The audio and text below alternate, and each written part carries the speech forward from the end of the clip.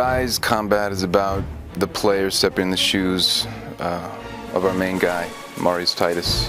You are a Roman warrior.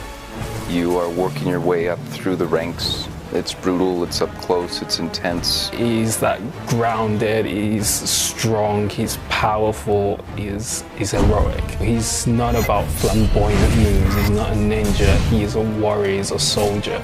And so when we think about him as a warrior and we think about how he's gonna fight, then those are the kind of concepts we try and think about. Is this attack efficient? Is it getting to the, to the strike as quickly, as deadly as possible? And is it powerful? Is it strong? When he throws his shield, is all his weight behind it, so when it slams, it really slams. We actually worked with an expert on Roman fighting and combat strategies to gather some knowledge about how to handle weapons and shields and all that kind of stuff.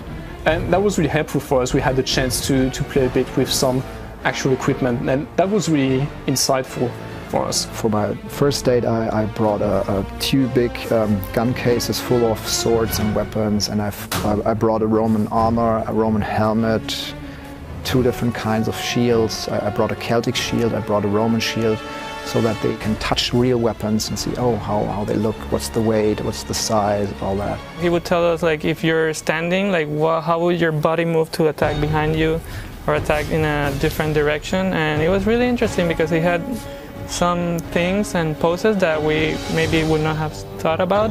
Every single action you have in Ryse can flow in and out of each other. So it gives the player maximum flexibility. So I can block this enemy, I can attack this one, I can push this one away, and I can throw my pilum at a guy who's an incoming attacker.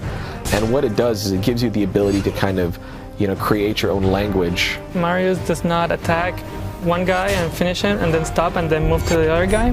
He really means he's attacking this one and then goes to a different guy and then another guy, push, deflect, stab. So he can all do that continuously as long as you're chaining the combos correctly. Based on the type of enemy you're dealing with, there'll be a way to defeat him. So certain enemies will have to kind of deal a lot more damage to take them out, and that can happen two ways. One is you can choose the damage perk and decide to kind of take more off of him, or you could choose the health perk to stay alive longer, to be able to maybe get more hit points. You go into an encounter and the first thing you do is say, okay, who am I facing? What can I do? And then the next one could be completely different because you've got a completely different setup. And then on top of that, we have this layer where they work together. And that's when things get even more interesting because they'll attack differently when they've got different supporting AIs around them. And so that takes the intensity up to a different stage. The player can switch from one action to another action, from one AI to another AI.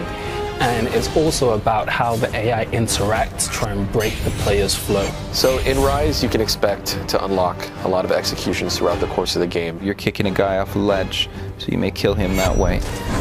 If you get close to a fire, there's numerous executions there.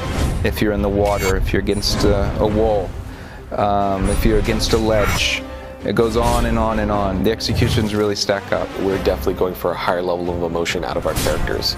Not only in cinematics, not only in executions, but also live in combat. We did a lot of stuff with the camera stuff. We did really extreme animations, really close animations. Intensity, it's about brutality.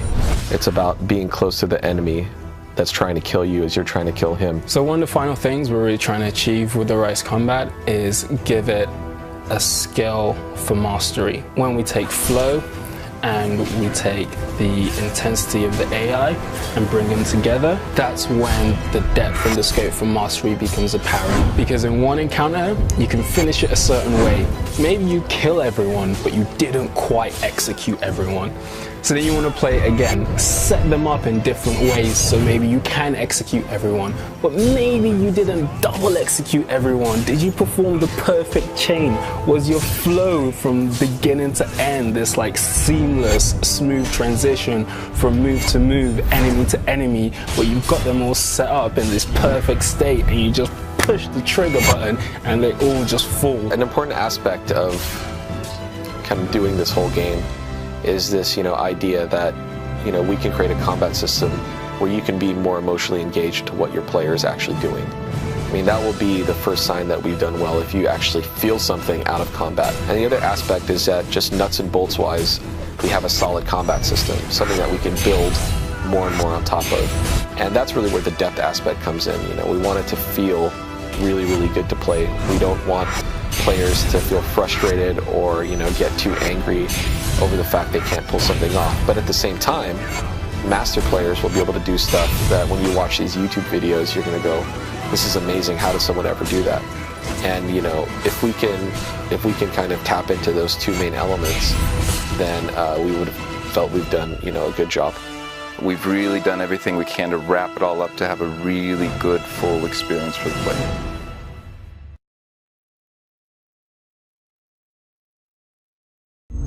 Achieved with CryEngine.